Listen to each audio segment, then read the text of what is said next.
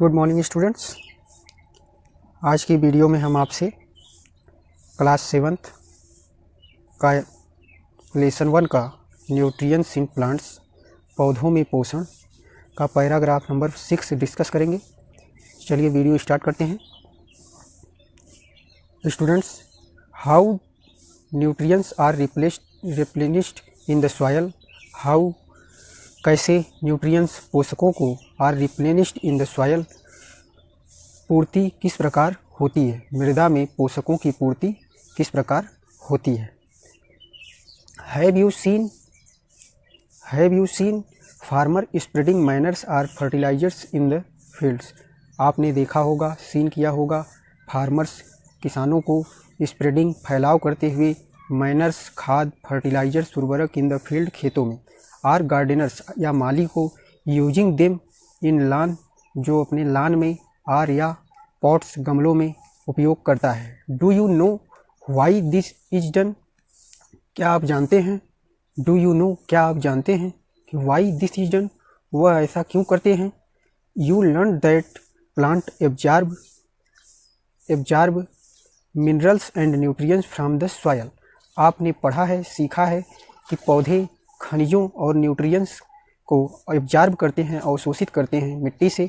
So their amounts in the soil keep on declining. इसलिए इनका जो अमाउंट्स है, इनकी जो मात्रा है मिट्टी में कम होती जाती है, डिक्लीन होती जाती है। स्टूडेंट्स, डिक्लीनिंग का मतलब होता है कि कम होना।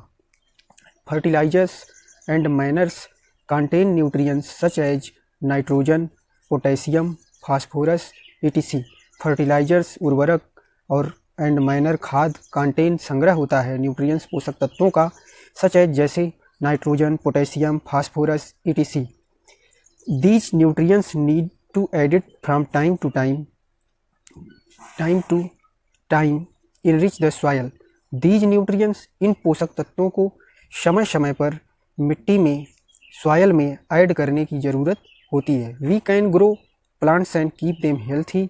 ये पौधों की मदद करते हैं ग्रो करने में, बढ़ने में। कीप देम हेल्थी, उनके स्वस्थ रहने में। If we can fulfil the nutrients requirement of the plant, वे पौधे की हर पोषक तत्वों की मांग को पूरा करते हैं। Usually crop plants absorb a lot of nitrogen and the soil becomes deficient in nitrogen. सामान्यतः फसली पौधे एब्जॉर्ब करते हैं, अवशोषित करते हैं लॉट ऑफ नाइट्रोजन, बहुत अधिक मात्रा में नाइट्रोजनों को। And the soil become deficient in nitrogen, जिससे मिट्टी में नाइट्रोजन की कमी हो जाती है। You learn that through nitrogen gas is available in plenty in the air. आपने सीखा है कि नाइट्रोजन गैस अवेलेबल होती है इन प्लेंटी, अधिक मात्रा में, इन द एयर, हवा में। Plants can not use it in the manner, लेकिन पौधे इस तरीके से उनका उपयोग नहीं कर सकते। They can use carbon dioxide, way carbon dioxide का यूज कर सकते हैं।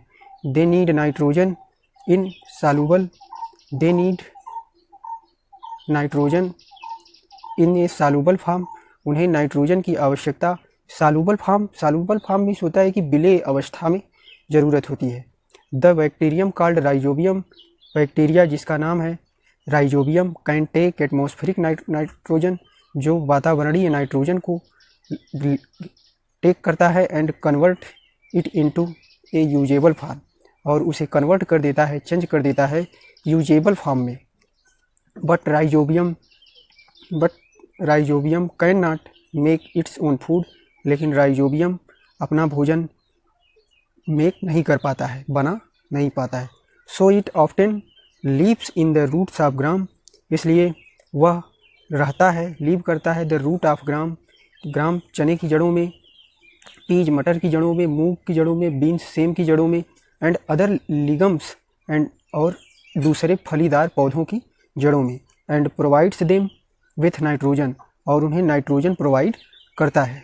इन रिटर्न द प्लांट्स, बदले में पौधा प्रोवाइड फूड, पौधा उसे फूड प्रोवाइड करता है, एंड शेल्टर आवास प्रोवाइड करता है, टू द बैक्टीरिया, जीवाणु को, बैक्टीरिया को।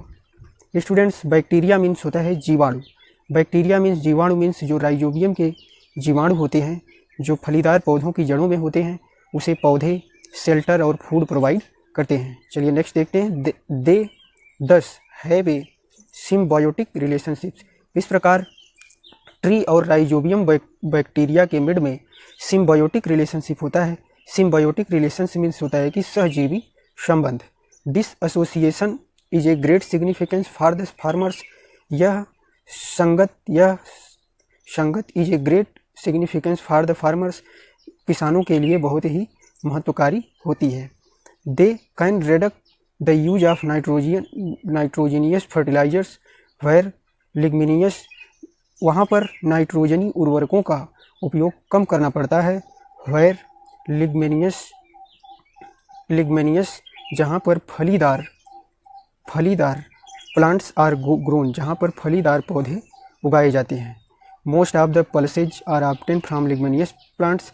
सामान्यतः पल्सेज दालों में मुख्य रूप से फलीदार पौधे पाए जाते हैं।